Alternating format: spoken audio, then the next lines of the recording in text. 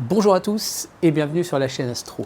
Que donne cette fameuse comète donc C2003 A3 Chenshinsan Atlas? On a parlé de grande comète du siècle, etc. Très sincèrement, on n'est pas... voilà, c'était un petit peu racoleur d'utiliser ça. La presse l'a utilisé abondamment. D'autres chaînes YouTube l'ont fait. Mais finalement, on est sur une très belle comète. Peut-être une grande comète, mais pas sur une comète du siècle. Par contre, voilà, j'ai pu l'observer, j'ai pu la photographier mercredi dernier depuis ce propre balcon. Malheureusement, je suis obligé de réenregistrer l'intro parce que j'ai eu un problème de son. Je l'ai observé avec des jumelles, je l'ai photographié en grand angle, avec un Samyang 135, avec la 61 EDPH. Et samedi 19, je l'ai photographié avec le télescope de 300 mm de diamètre. Donc de quoi vraiment se faire une idée un petit peu de ce que l'on peut attendre de cette comète. Je la trouve franchement très intéressante, mais il y a quelques petites choses à savoir. Et donc tout ça, c'est maintenant sur la chaîne Astro.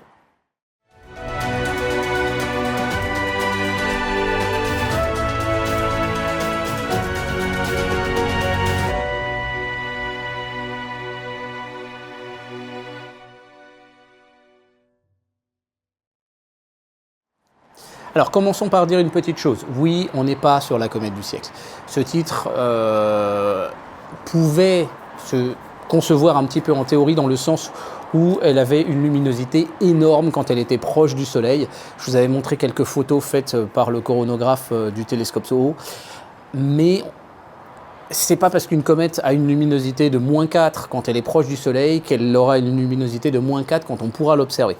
J'ai manqué un petit peu de prudence. Maintenant, j'étais aussi dans la lignée de ce que disaient les autres chaînes et de ce que disait un peu la presse, dans l'objectif aussi de vous donner des informations pertinentes pour l'observer. Je vous avais averti clairement que sa luminosité allait très vite décroître, qu'on allait être gêné par la lumière du crépuscule, qu'on allait être gêné aussi par la lune croissante et notamment carrément la pleine lune.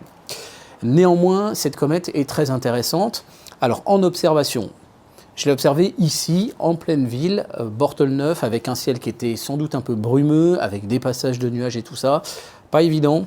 J'avais le sentiment de l'avoir peut-être vu un petit peu à l'œil nu, mais bon, pour moi, ce n'est pas une observation vraiment confirmée. Par contre, aux jumelles, pas de problème. Une fois qu'on sait où l'observer, on la voit bien. Et c'est là la difficulté, c'est qu'il n'y a pas beaucoup d'étoiles extrêmement lumineuses, en tout cas ce soir-là, elles se déplacent très vite, je le rappelle, dans la zone. Et en fait, je me suis basé sur le go-to de la 61 EDPH pour savoir où viser. Vous pouvez éventuellement prendre un smartphone avec une application comme Carte du Ciel, Sky Safari, etc., qui indiquera les comètes. Toutes les applications ne le font pas. Et vous plaquez l'application comme ça, vous utilisez le mode boussole de l'application, ça vous donnera déjà une idée, ça marche plutôt pas trop mal déjà pour commencer. Il apparaît très clair d'après les témoignages que j'ai pu avoir que quand on sort de la pollution lumineuse des villes, elle commence à devenir beaucoup plus intéressante à observer. Même avec un télescope pour enfants genre 130-650, là elle commence à devenir vraiment très très lumineuse, elle occupe bien l'oculaire et franchement voilà, ça vaut le coup de l'observer, même dans des petits instruments. Avec un faible grossissement, ça commence à devenir intéressant. En astrophoto, que devient-elle? Eh bien là, avec un appareil photo grand angle, donc objectif 24 mm de focale, boîtier plein format, donc ce sera plutôt du 18 mm avec un boîtier APS-C. On n'a pas besoin d'avoir un boîtier hyper lumineux, d'avoir du top matos. Elle est quand même assez lumineuse. On est, je rappelle, sur quelque chose qui va pouvoir être plus lumineux au global que la Voie lactée proprement dite. Donc si vous avez déjà photographié la Voie lactée, vous allez pouvoir voir votre comète. Avec un smartphone, on l'a aussi en prise de vue. Clairement, je vous conseille de sortir des villes. Moi, j'étais sans filtre, dans la pollution lumineuse, avec la brume des nuages. J'ai pu faire un time-lapse et vous pouvez constater qu'on la voit quand même plutôt assez bien. Les temps de pause étaient finalement relativement courts. J'avais fermé le diaphragme d'un coup et j'avais pris une sensibilité, je crois, sans ISO. Et après, j'ai adapté le temps de pause en conséquence pour ne pas saturer l'image. Et ça me permet d'avoir déjà ce time-lapse qui est déjà quand même sympa à observer. Après, on pourrait retraiter individuellement chacune des photos pour soustraire un peu de lumière, soustraire un peu de pollution lumineuse entre guillemets et avoir un peu plus de contraste sur le rendu. Mais là, vraiment, je vous ai montré ce qui était brut de fonderie du boîtier. Avec cette fois un appareil photo comme un Sony A7R II, mais surtout un objectif Samyang 135, un peu plus de focale. On utilise maintenant une monture motorisée, ici la ZGTI en équatorial, on pourrait utiliser une Star Adventurer aussi. Et bien là, elle commence à devenir vraiment très très intéressante. On constate qu'on a une comète avec une queue très très longue, mais elle n'est pas non plus aussi étendue au global qu'une comète comme la comète Neowise. Mais elle reste très très intéressante. On notera par contre qu'on n'a pas de queue ionique. Par contre, on a une anti-queue très pointue à l'opposé de la queue. Alors c'est des angles de vue hein, qui donnent aussi un petit peu cet effet-là, qui est quand même assez prononcé. En tout cas, qu'il l'était quand même pas mal le 16 octobre. J'ai cette impression qu'elle l'était moins le 19 avec le 300. Voilà, cette comète du coup n'a pas spécialement de couleur vraiment intéressante à observer. On perçoit une petite couleur aux alentours du noyau, enfin sur la coma qui entoure le noyau, mais par contre pas de queue ionique. Et là c'est très frustrant parce qu'on avait une queue ionique extrêmement intéressante et très étonnante avant son passage au plus proche du Soleil, mais ce n'est pas le cas désormais a priori. Ensuite, la 61 EDPH. 61. Alors, n'oubliez pas, bien évidemment, de faire des bons flats. Alors, j'ai eu un problème de flat, je ne sais pas pourquoi, je pourrais les refaire, je vais retenter. Et puis, surtout, d'utiliser un masque de Bahtinov pour bien faire votre mise au point. Ensuite, avec la 61 EDPH. Alors là, on est maintenant sur un instrument sur lequel on va essayer d'utiliser, pourquoi pas, de l'autoguidage. Et on va pouvoir essayer d'améliorer un petit peu tout ça. Alors, avec la 61 EDPH, la première chose que j'ai fait, c'est que j'ai pointé la zone de M13 dans la constellation d'Hercule pour refaire la mise au point. Il y a une mise au point motorisée avec cette lunette. Ça permet d'avoir la garantie que la mise au point soit bien faite. Et ensuite, je suis allé sur la zone de la comète. Le GoTo a fait le boulot. En plus de ça, bon, j'avais fait à peu près une mise en station un peu avant, quelques jours avant. Le fait de s'être vraiment calé sur M13, ensuite aller sur la comète, j'étais à peu près certain de l'avoir dans le champ et effectivement je l'avais vraiment dans le champ. Donc ça m'a bien aidé pour le reste parce que je savais vraiment précisément où viser sans forcément l'avoir au début.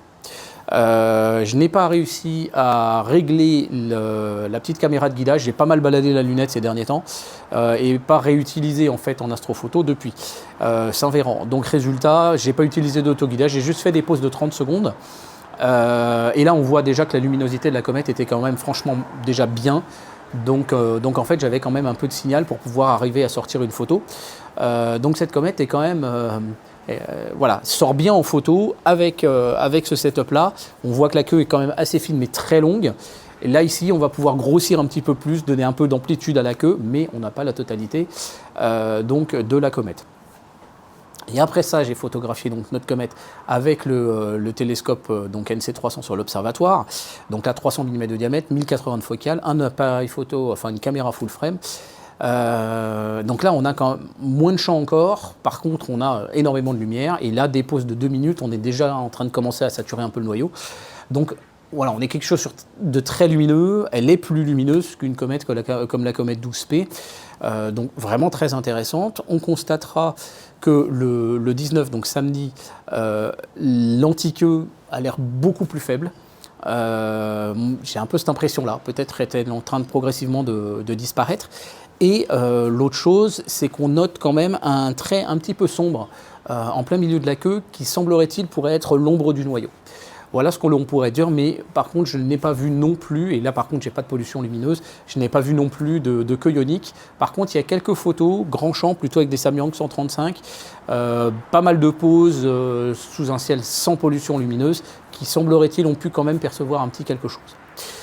Cette comète donc est très intéressante quand même à observer, à photographier très clairement. Par contre, même si elle est observable en ville, essayez de quitter les villes pour pouvoir vraiment commencer à vous en mettre plein les yeux.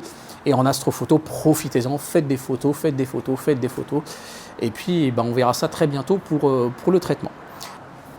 Voilà, conclusion de cet épisode, comète très intéressante. Donc comme je vous le disais, sortez des villes, bien évidemment. Profitez-en parce qu'on a passé la pleine lune. Donc on n'est plus gêné par la lumière de la Lune. La comète commence à être assez haute dans le ciel après le coucher du Soleil, donc on va avoir le temps de pouvoir la photographier dans des bonnes conditions et de ne pas avoir la lumière du crépuscule qui soit trop gênante.